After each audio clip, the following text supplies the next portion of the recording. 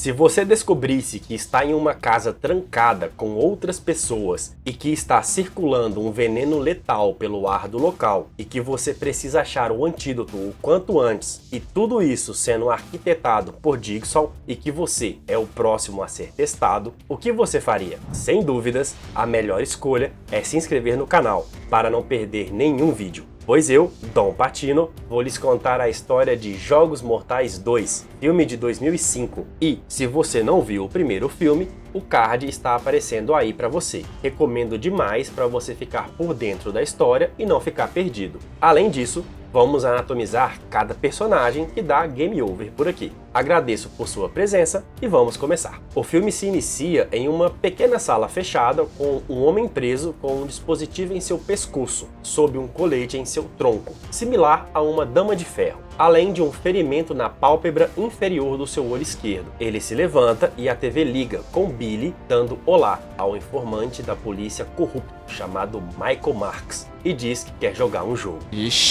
Billy conta que enquanto a sociedade o chama de informante, ou dedo duro, ou X9, ele o chama de indigno do corpo que possui e agora verá se ele está disposto a olhar para dentro de si e não para fora, e renunciar àquilo que ele conta para continuar vivendo. Billy fala que o dispositivo em seu pescoço se chama Máscara da Morte, que é acionada por um timer, e que se ele não achar a chave a tempo, a máscara se fechará para sempre. Além disso, nos é mostrado John preparando o corpo de Mark 2 horas atrás, e, como o tempo não está do seu lado, ele dá uma pista de onde está essa chave, e ela se encontra dentro do canal orbital, na região do osso zigomático, ou seja, está bem diante dos seus olhos.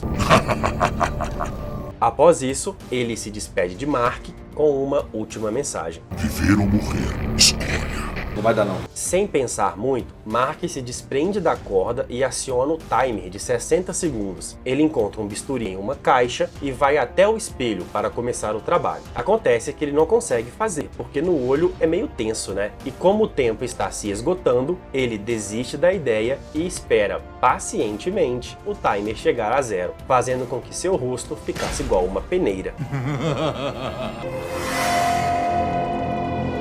Acompanhamos então o detetive Eric Matthews indo buscar seu filho Daniel, que praticou furto algumas vezes. Após Daniel lançar que Eric é melhor como policial do que como pai, ele diz que vai voltar para casa mais cedo. Então vá! Nossa. Arrependido do que disse, Eric manda uma mensagem se desculpando, dizendo que não tem notícias mais de Daniel. Após isso, ele recebe uma chamada e encontra com a detetive Carrie no local onde Mark foi peneirado, onde Eric fala que Mark era seu informante. Chegando no camarada, Eric encontra a ferida em quebra-cabeça na escápula de Mark, e os dois discutem que, para fazer uma coisa dessa engenhosidade, a lista se restringe a um engenheiro. Não sabia. Além disso, Eric encontra uma mensagem de Jigsaw no teto, dizendo para ele olhar mais perto. Já no departamento, Eric fala que Carrie é parecida com Jigsaw, pois ela também gosta de jogar com as pessoas. Como é que é?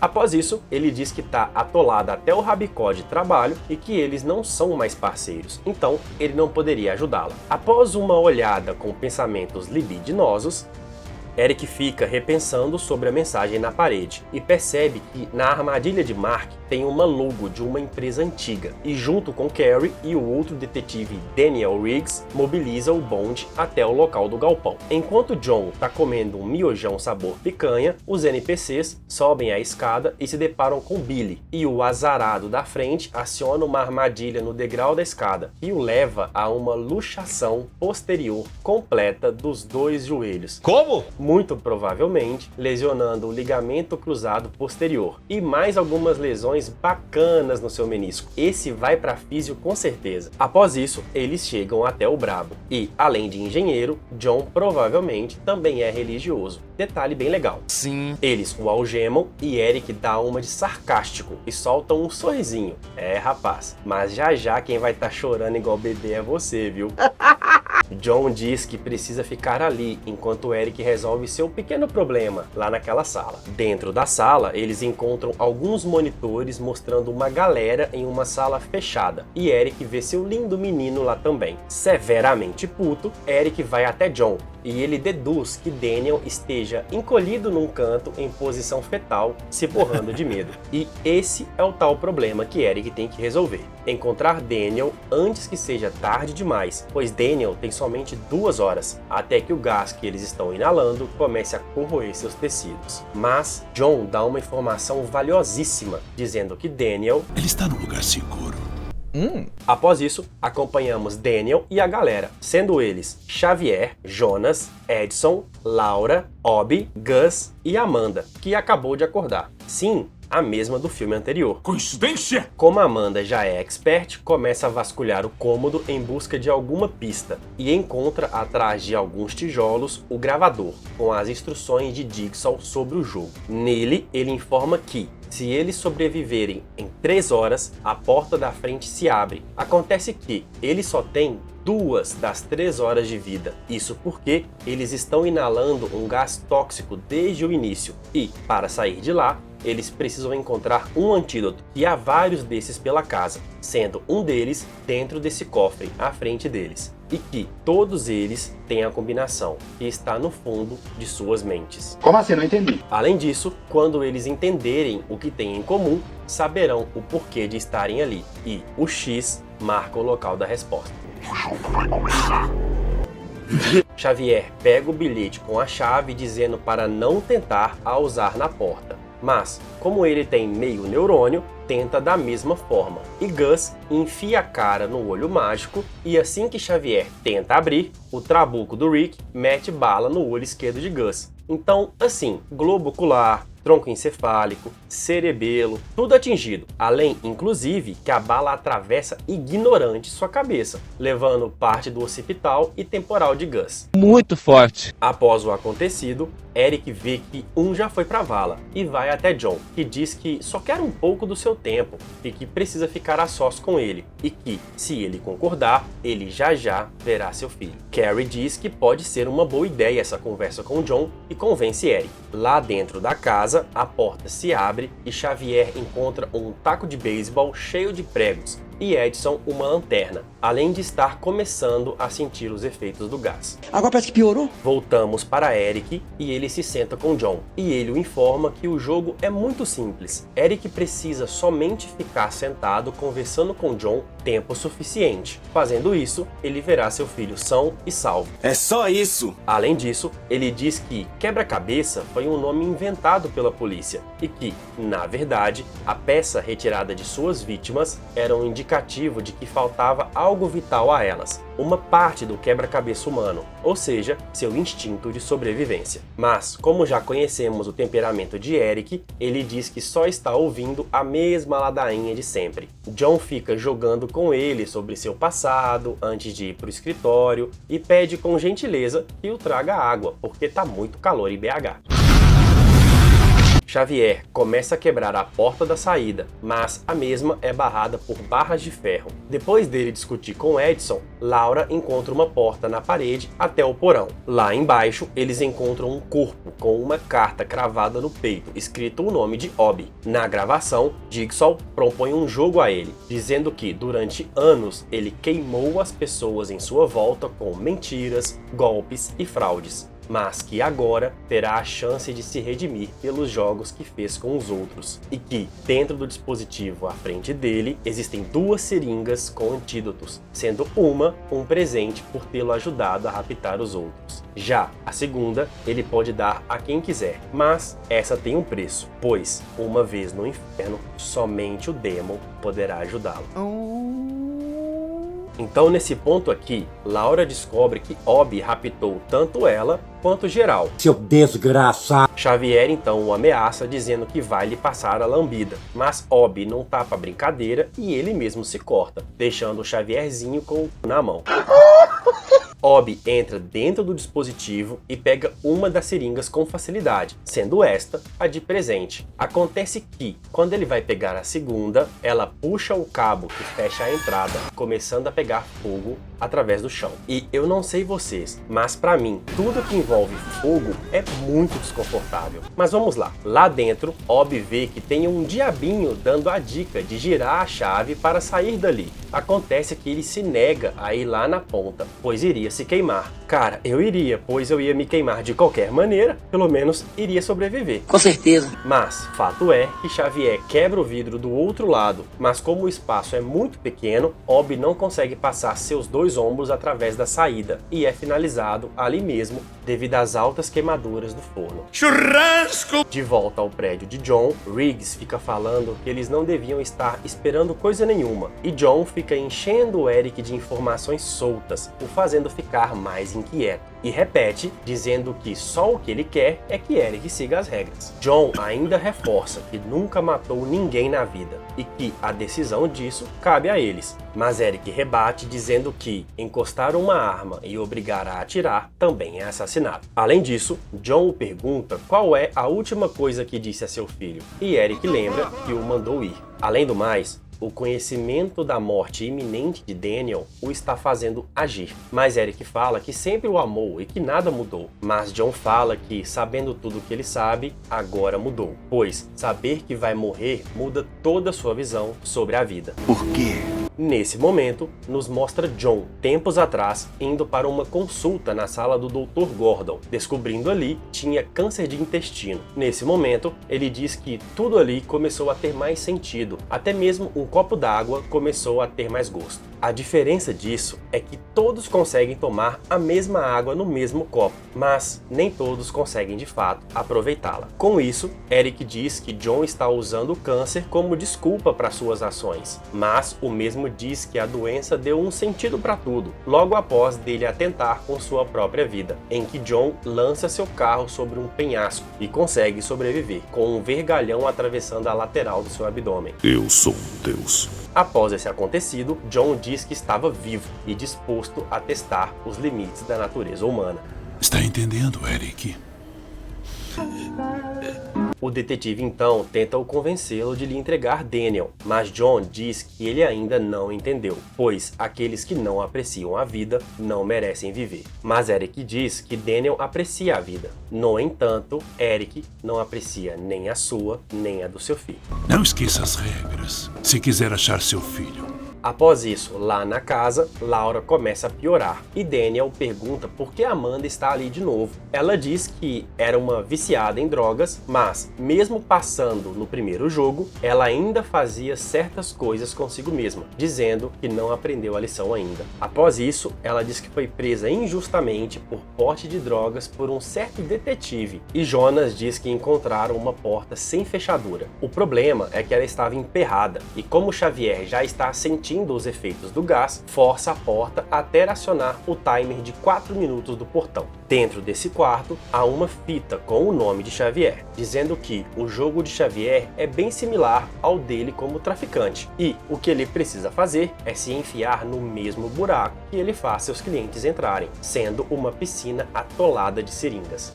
Como é que é? Eu já adianto que essas cenas são bem desconfortáveis, e se você tem aversão a agulhas, pode te causar bastante desconforto. Jigsaw faz uma analogia dizendo que será como procurar uma agulha no palheiro, e que, se Xavier não pegar a chave antes do tempo, a porta se fechará para sempre. É claro que, se você conheceu a personalidade de Xavier até aqui, sabe que ele não iria se arriscar a isso. Será? Sendo assim, ele pega Amanda e a joga lá dentro, com uma sequência bem desconfortável. Amanda começa a revirar aquela piscina em busca da chave e, depois de um tempo, ela consegue encontrar. Mas quando Xavier ia colocar na porta, a chave cai de sua mão, fechando a porta com um antídoto dentro. Burro! Daniel remove o restante das agulhas no corpo de Amanda e Laura diz que tanto ela quanto Xavier, Jonas e Edson já foram presos, além de Amanda também ter dito que já foi. Depois dessa cena super confortável, Carrie reforça que Eric precisa seguir as regras de John, mas ao mesmo tempo ela se contradiz, dizendo que Eric precisa destruir o trabalho de John na frente dele. E é claro que ele o faz, e John o confronta sobre o passado, dizendo que Eric é o tipo de homem que dispara em um suspeito desarmado ou que foge a provas para conseguir uma condenação. Claro que isso tudo é um jogo psicológico, e, para piorar, ele pede para Riggs e Carrie pegar os arquivos na gaveta, nos revelando que, além dele saber que o estão ouvindo, todas as pessoas que estão no jogo com Daniel foram presas a mando de Eric forjadamente, e que, se alguém lá dentro descobrir isso, Daniel tá fudido. Um demônio! Xavier volta para o primeiro quarto e acidentalmente retira o casaco da cabeça de Gus. E, quando ele vai cobrir, percebe um número 2 na nuca de Gus, entendendo a dica da mensagem de Dixon para a combinação do cofre. Eu já entendi agora. Nesse momento, Jonas aparece, bem mal por sinal, e tenta amenizar as coisas com Xavier. Acontece que ele já tem um plano e pede para que ele se vire, e eles começam a brigar, com Jonas descendo o sarrafo. Acontece que Jonas dá muito mole e vira de costas. Xavier então pega o bastão e o atinge na cabeça, perfurando o osso occipital e parte da cervical, que o faz ir de base. Partiu, irmão! Ele consegue ver o número 16 em sua nuca e parte para o próximo. Nesse momento, Laura se lembra sobre a dica do X e Edson encontra uma foto atrás do quadro, revelando para ela e Amanda que Eric é pai de Daniel e que ele mesmo os colocou na prisão. Tá fudido, meu parceiro. Acontece que nesse momento, Laura acaba tendo uma convulsão devido à intoxicação pelo gás. Amanda até tenta conter sua cabeça, mas imediatamente ela vai de base devido a essa intoxicação. Edson e Amanda então saem de perto de Daniel e Amanda encontra Jonas tirando um cochilo. E Xavier acha o número 11 na nuca de Obi, além do número 8 em Laura. E também ele descobre que Daniel é filho de Eric. Vamos te matar agora! Xavier encontra com Amanda e Daniel e os dois saem correndo. De volta ao prédio, como Eric já está sem paciência, ele decide sabugar John na porrada, além de luxar seu dedo indicador, que deve ter doído pra caramba, e dar mais algumas sabugadas. Por que tanta violência, rapaz? Edson encontra outra sala com uma caixa de vidro pendurada com uma seringa dentro, só esperando para ser pega. Mas ela decide não pensar muito em como fazer isso e já coloca sua mão na abertura de lâminas em formato de cataventos, o que, ao ser levantadas, cravam em seu antebraço, impedindo de se soltar. O único porém é que a seringa também estava fixa com cola quente no vidro, o que a faz derramar todo o conteúdo para fora. E mesmo assim, ela ainda coloca a outra mão, ficando com os dois antebraços presos nas lâminas. E essa cena é bem desconfortável, pois quanto mais ela se mexe, mais profundo é o corte. Xavier chega e confere o número 9 em seu pescoço e fecha a porta para não atrapalhar seu jogo. E Edson vai ficar ali até ir de base, seja pelo gás ou pela perda de sangue. Essa sofreu, viu? Após Eric madeirar John, ele diz que o jogo de Eric acabou e que ele o vai levar até a casa, mas somente ele. Eric aceita e pega o elevador, ao mesmo tempo em que a equipe descobre a localização do sinal do monitor. Até que enfim! Carrie fala com Riggs sobre a localização e tanto eles quanto o Eric partem para lá. Nesse mesmo momento, Xavier tenta pegar Amanda e Daniel, e Amanda observa uma marcação no chão, nos revelando ser um alçapão para o subsolo, que precisou da chave do início que estava com Jonas para abrir. No momento em que eles descem, Eric chega na casa e começa uma sequência bem frenética, com Xavier correndo atrás deles e Eric encontrando os corpos dos outros jogadores. O grande problema é que o cheiro deles está muito forte, indicando para Eric que eles já se foram há algum tempo e que isso não é recente. Em que sentido? Amanda e Daniel chegam ao final do corredor, nos revelando ser o banheiro do primeiro filme, com o pé de Gordon e os dois corpos no local, sendo um de Zep e o outro de Adam, nos mostrando falando que ele não saiu de lá, mas isso fica para outro filme. Acho que não! Eric também encontra Jonas, que também nos mostra, pelo estado da sua mão, que ele já se foi faz um tempo, além de uma seringa usada que não estava ali antes e o cofre, que não estava mais ali. Xavier chega no banheiro e a Amanda diz que Daniel foi de galo, mas como isso não importa, ela diz que Xavier ainda não sabe o seu número. Nesse momento, Xavier mostra fazer de tudo para conseguir o antídoto e corta parte de sua pele do pescoço e aguarda em seu bolso. Já pensou se ele corta um pedaço errado? E quando ele vai pegar Amanda, Daniel o surpreende e corta seu pescoço com a cegueta e, é claro, o faz ir de base lentamente. Por favor, morra! Nesse meio tempo, Riggs e a equipe também chegam na casa, mas Carrie não consegue os ver pelos monitores. Eles encontram mais monitores em um cômodo, além de gravadores transmitindo algo. E, quando ele pausa, nos mostra que o que eles estavam assistindo esse tempo inteiro era uma gravação e não ao vivo. Agora eu entendi! Eric então vai até o subsolo e encontra o corpo de Xavier no banheiro, além de alguém na banheira. E quando ele chega perto achando ser Daniel, é atingido na perna por alguém com máscara de porco com uma seringa e apaga. E lá no prédio de John, quando o timer chega a 0, o cofre daquela sala se abre, nos mostrando que Daniel estava ali esse tempo inteiro, são e salvo, assim como John disse. Oh, na moral, hein? Eric acorda com sua lanterna e arma distantes, além do gravador ao seu lado, com uma mensagem de Amanda, dizendo que era culpada por muitas coisas, mas não pelo porte de drogas. Amanda diz que ele não sabe o que perde quando se está preso, e que Jigsaw a salvou. Eric se vê preso pelo tornozelo direito, assim como Gordon e Adam. E, se você ainda não sacou até aqui, tudo o que eles estavam vendo através dos monitores já havia acontecido há um certo tempo,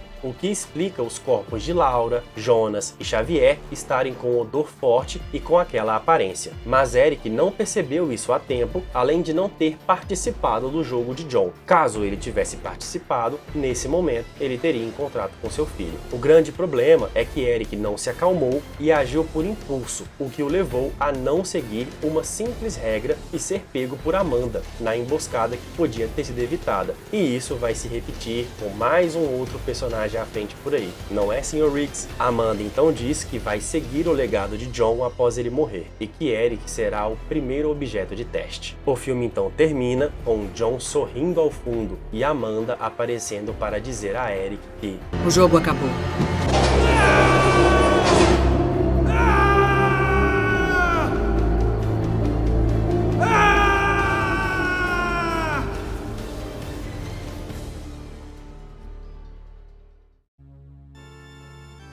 Fala pessoal, esse foi Jogos Mortais 2. Esse filme é bom demais, que isso. Com certeza, um dos melhores da franquia, na minha opinião. Aqui começamos a entender mais sobre a motivação de John Kramer e o que vai se passar a seguir, além de ficar a dúvida do que aconteceu com Adam e sobre o que vai acontecer com Eric. Mas e vocês? O que acharam do vídeo? Me digam nos comentários. Não se esqueça de dar aquele like mafioso e se inscrever no canal e ativar o sininho aqui do Dom Patino Filmes. Agradeço demais pela sua presença, fiquem com Deus e nos vemos no próximo vídeo.